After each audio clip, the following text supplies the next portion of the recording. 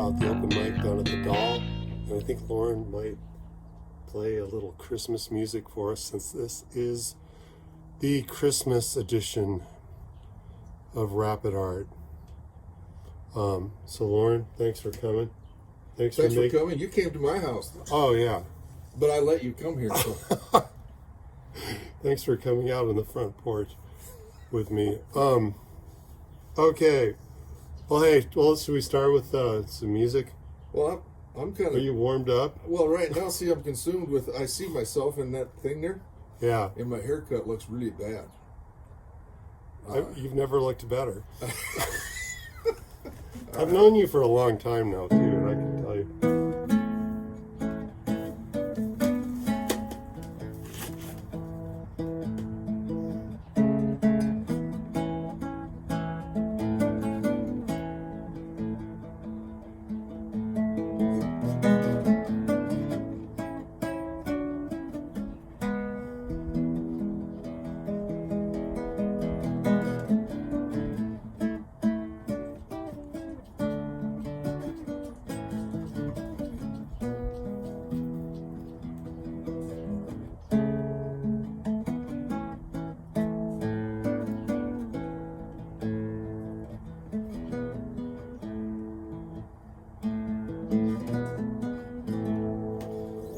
We talked just a minute ago about how the shape of the chord makes some things easier to play. And I have to tell you, most of this Christmas stuff, the A works really, really well for that. Yeah. Do you know Rudolph the Red-Nosed Reindeer? I do not. Oh, yeah. Maybe next year.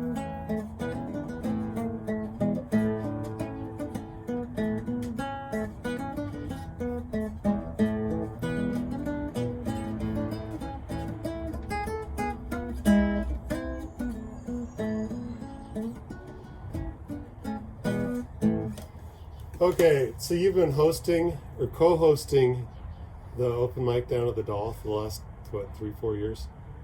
Maybe? Well, I'm involved with it. I don't have any official standing down there, except that I show up a lot. Yeah. And for a while, I was the go-to guy for pushing buttons on the mixer, because nobody there knew what button to push. Yeah. But since... Stephen Branch has been there. Stephen decided to learn how to push buttons.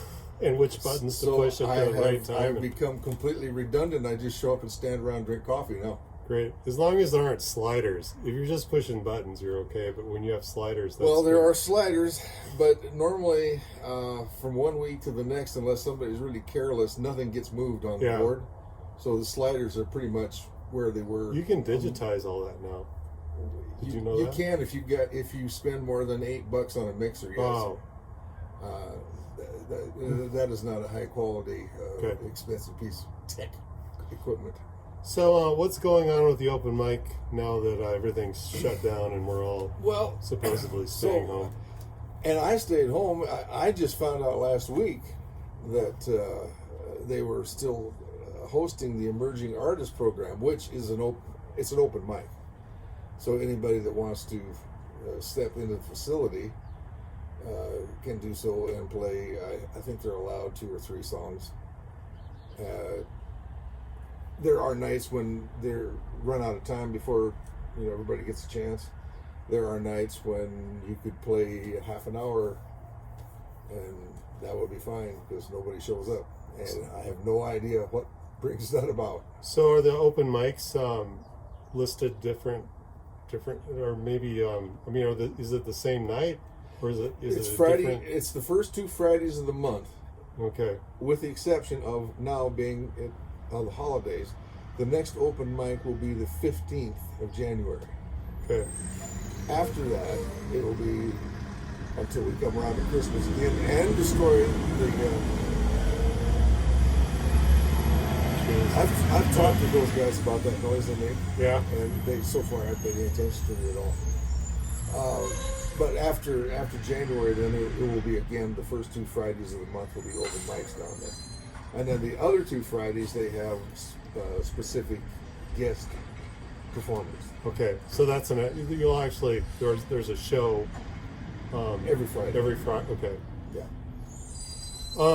And if you want to do the open mic, I think make sure you check the website, because I had problems figuring out the schedule, but I have problems with lots of schedules. So Well, and I have not looked at the website, so I don't have any idea.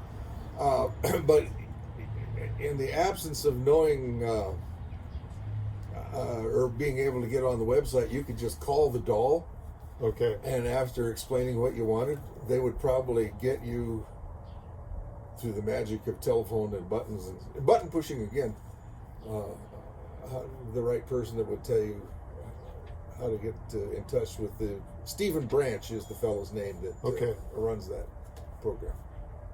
All right. And then if there's an artist out there that would like to take part in the shows that happen, like be a performer, have an actual gig set up, then talk to Stephen. Yeah, generally what happens is people will come in and do their 3 songs during an open mic once or twice. And then Stephen will invite some of those folks to appear as a featured performer on another Friday night. Okay. There are exceptions, of course. I mean, a lot of the people that show up, you don't have any idea who they are. So if they just ask to do have a featured spot on a Friday night, one would want to kind of make sure that. Right. Okay. So there's sort of an auditioning process. Sort of, yeah. Of sorts. Yeah, of sorts. Okay. Yeah.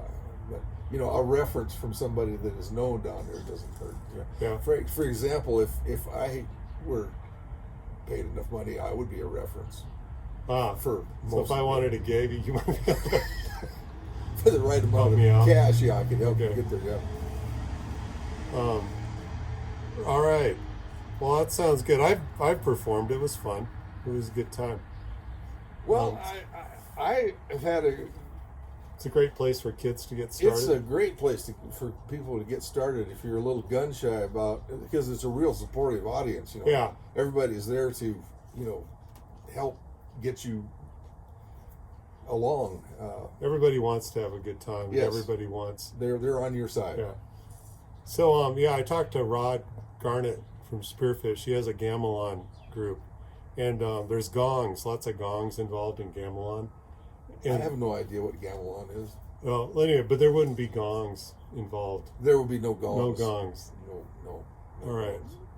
That's great. Yeah, and I would, sometimes I would bring my guitar students down to play for the open mic, and that's always fun. Parents like it. It's a good time. Well, hey, do you have another Christmas song? Possibly Rudolph the Red-Nosed Reindeer.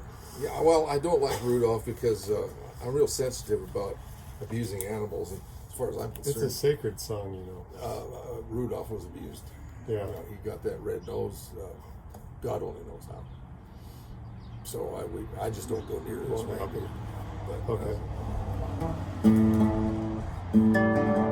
This thing is really out of tune, but I'm not going to bother with it because it would just eat up time. So live with it. We can pause it. We're not live. Let's see. If you really want it. Is that really making your teeth itch? Have yourself a merry little Christmas. May your heart be light. From now on, your troubles will be out of sight.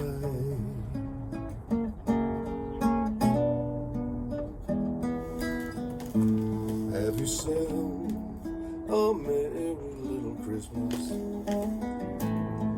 May your heart be gay. From now on, your troubles will be far away.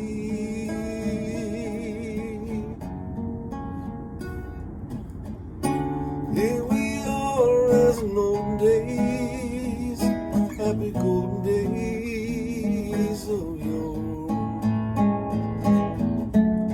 Faithful friends that are near to us, gathered dear to us once more. Through the years together if the fates allow. Hang a shining star upon the highest bough, and have yourself a merry little Christmas now.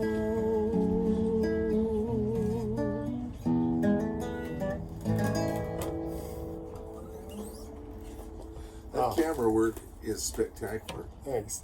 I've got a legit dolly here. It's going well. Or what do they call it? A gam bowl or something. Anyway, so you've been playing music in the hills for a number of... Let me see, 55 years. Oh. Okay. So yeah, So if you're a fan of local music, you may have seen I have seen Lawren everything. at some point. I met Lawren actually at an open mic here in Rapid. So you know, if you are out there and you're just getting started and you don't know what to do, these open mics actually are pretty cool because, man, you can hang out with somebody with really 55 years. That's remarkable. I went on tour with a rock and roll band when I was 15. Mhm. I didn't have a driver's license. How my folks let me get away with that, I will never know. But I was on the road at age 15 with a rock and roll band, and that was a long time ago. Okay, yeah, we played a gig together in Sturgis a while back at the community center, and it was more really a family or a class reunion than It really was, yes. But my entire surviving family arrived on that one. Okay, normally I prepare a few questions and I have something. Today, I know that you mentioned that you might have a rant for us. A rant? A rant or something to do with music and tab and... Well, No. my rant is... I don't know if this is a good lead into that. Well, we talked about this, and I wanted to give you room. I was actually even thinking about having a one-man show and explaining this, but we get all these younger guys that are coming up. First of all, everybody has a capo. Yeah, They don't want to learn how to play a bar chord. I've noticed that. They're scared to death to play the bar chord, so everybody's got a capo, and then all the songs they do from that moment on are designed so they never have to play a bar chord. Okay, That leaves out a whole lot of material. it does. You will at some point have to learn how to play a bar chord. But that's one rant. And the other rant is these guys, and it's really handy. You can go online and take online guitar lessons. You can get tablature that's all printed out for you. You can get people demonstrating how each song, how little pieces of the song are played, how the pedals are set up. My God, how to tune the guitar, everything. I mean, it's just there for the taking. The problem with that is you never learn anything, and no ear training whatsoever. Back in the day, before all this happened, if you wanted to learn a song, you would get out your 12-inch LP, sit down, and you had to tune the guitar to the LP because every turntable traveled at a different speed, so you were never in tune with it. So you had to tune with the LP, and then once you've done that, then you put the needle down and play till... Well, that and electronic tuners weren't. No, there were no difficult, electronic no. tuners. I had my grandson found my tuning fork and wondered what in the world that was. So yeah, I mean, if you didn't have a keyboard in the band, your only hope was either one of those little blowing the little harmonica tuners or a tuning fork. That's all you had. And then we got really racy. One band I was in very briefly spent the money and bought one of those Strobe tuners? strobe tuners, and that was miles ahead of everybody. Yeah. we would practice in the band room so we would have access to the stroke tuner.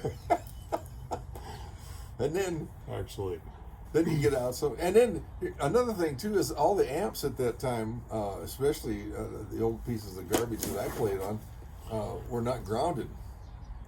So, one gig in particular I will never forget. We played at there was a bar in a cave up by Terry Peak that was called the Inferno, and it was basically a cave. And you walked in there and it smelled kind of funky and nasty, and we played in there. But if you were touching your guitar and then touched the microphone, oh man, it would light you up. yeah. So I spent the whole night standing on a wooden pop crate, which was pretty small, and that's the only way I could get through the night. If you didn't remember, you got lit up pretty good. I have one of those amps. Okay, yeah. Well, I think part of it is, you used to be able to go out and play and make $100 a night, and you wouldn't have to. I make the same money. I left and went to elsewhere for a few years in the early '80s. I was making about $100 a night then, and I'm still making $100 a night. 55 years later. So yeah, big money in rock and roll. Yeah, you gotta love it. And then you get to buy all your own equipment. You get to buy your own gas to get there and back. I've had owners of these establishments basically suggest that why do we think we're worth so much more money than the help that's there? And the waitresses, God love them, but they don't have to buy $10,000 worth of equipment and a truck to haul it in, nor do they have to spend 3 hours setting up. Yeah, that argument didn't work on me after I found out how much a lot of those waiters and waitresses make in tips too. So they actually they're getting paid a couple bucks an hour, but a lot of them in a good place are making some money. They're making hopefully. I tried. You want to tip them. Tip your if you're out, see somebody playing, tip your local musician, or say something nice to them, or say something nice. Do not say play something good. Yeah, that's not. Or request a Skinner tune of any stripe kind. All right, maybe one more song, and then. Or is there anything you want to? No, I've been drinking coffee, so. I know it gets I'm little. I'm kind of clear-headed at the shaky. moment. If I had, if there were alcohol involved, I'd probably. I would be ready to go. Kind of early for me.